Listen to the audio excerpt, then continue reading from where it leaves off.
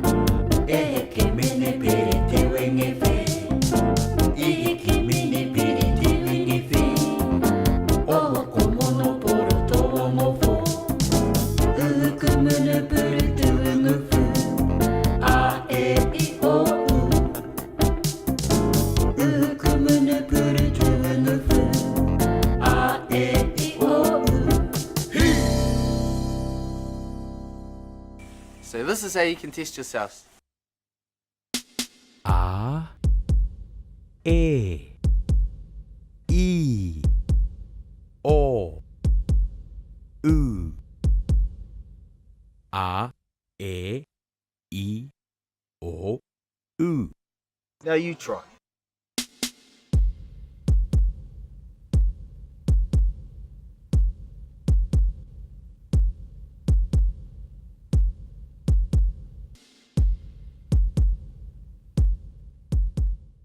Cow pie, well done. Now it's your turn to sing along.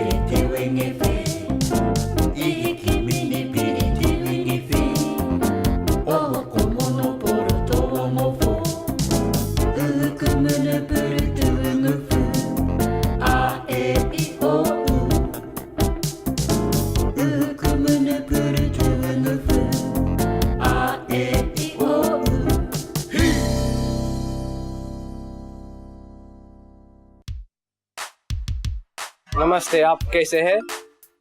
Goedemiddag. Ni hao. Selamat datang. Talofa lava. Aloha. Namaste, kaise hai? Kia ora. The second part of this lesson includes some examples of what you might say when you meet somebody. Come on, come take a look over here.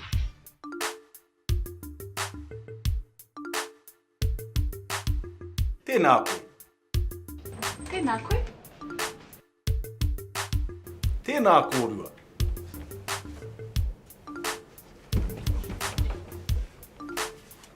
Tēnā koe. Tēnā koutou.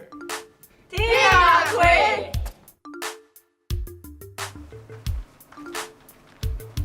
Kia ora mere. Kia ora puka. Morena mari. Morena puka. To say hello to one person, you say tēnā koe. Tēnā koe. Tēnā koe. Now you try. Ka pai. To say hello to two people, you say tēnā kōrua. Tēnā kōrua.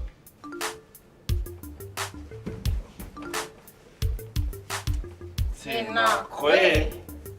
Now you try. Kāra. Also, to greet three people or more, you say tēnā koutou. Tēnā koutou. Tēnā koe. Now you try. Ka mau te wehi.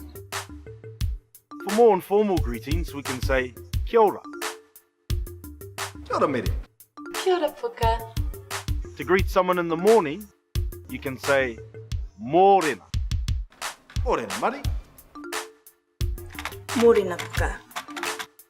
Now you try. Kia ora puka.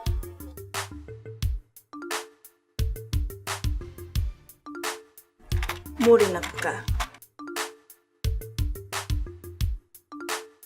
So how was that? To ask how somebody is, you might say, kei te pēhea koe. Morena. Morena. Kei te pēhea koe. To reply to this question, you can say a whole range of things. Most people commonly say, kei te pai, or I am good. But here are a number of different examples you can try for yourself. Kei te pai. Kei te riri. Kei te ngenge. Kei te pōrangi. Kei te wera. E pehe ana koe. Tau āhua rāno. No hea koe. To ask where someone is from, you'd say, no hea koe. No kemereti ahau. To answer this question, I would say, no kirikiri roa ahau, because I'm from Kirikiri Roa. And if you were from, say, Dunedin, you would answer, no Dunedin ahau. Ka hiko ia hau I nai nei. Inoho rā. Haere rā. Ka pai. Now you try. Kei te pēhea koe. Kei te pai. No hea koe. No kemereti ahau.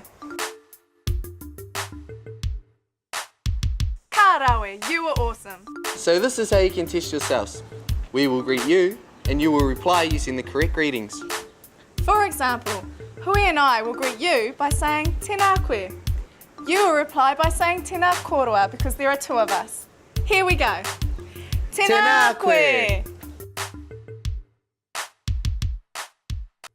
Morena! Kei te pēhea koe. No hea koe.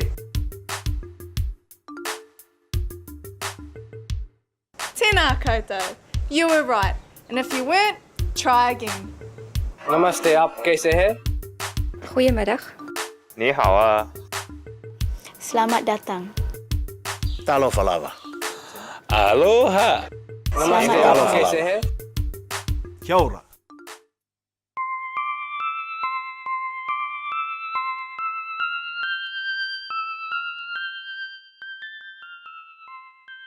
No whea koe. No teli tabi land la hau. Ne, no teli tabi land koe. Ah, mese. Ko wai tō waka. Ko te Enterprise tōku waka? Ne, ko te Enterprise tō waka. Ah, tū mega te keke e, all right. Ko wai tō pāpā. Ko Ronald McDonald tōku pāpā? Ne, ko Ronald McDonald tō pāpā. Ko wai tō mama.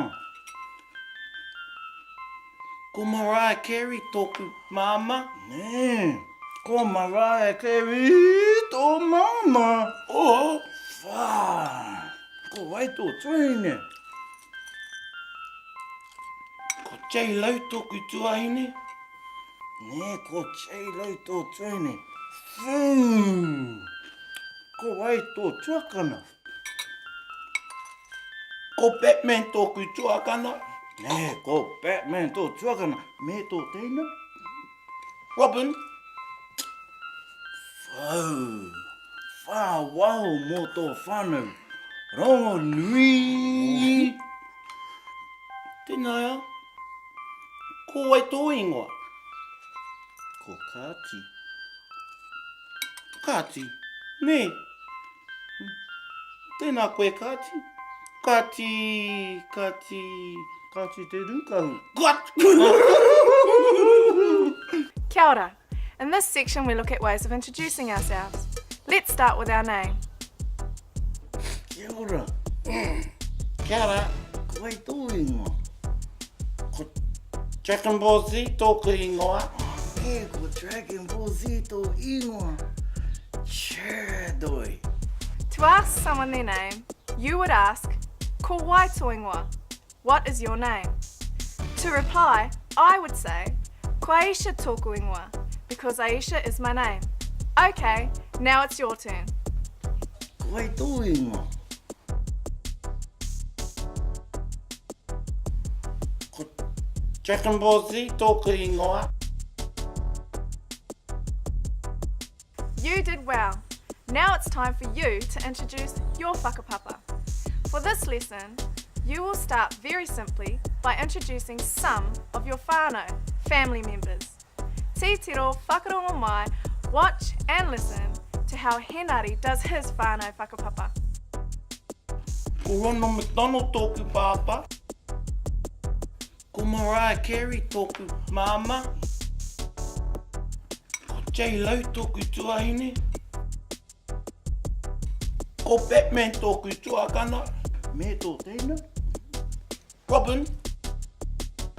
Ko Dragon Ball Z tōku ingoa? Okay, now it's your turn. We are going to show you some more examples, and you will reply by telling us some of your whānau whakapapa. Here we go. Ko wai tō pāpā?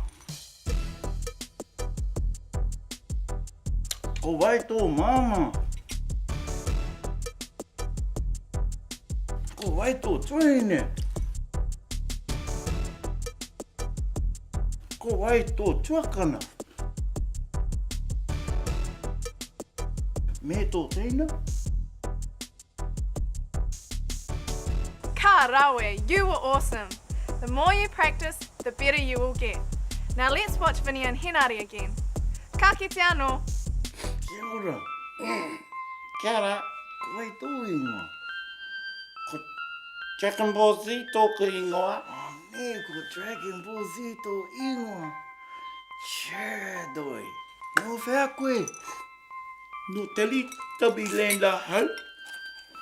Ne, no teli tabi land koe.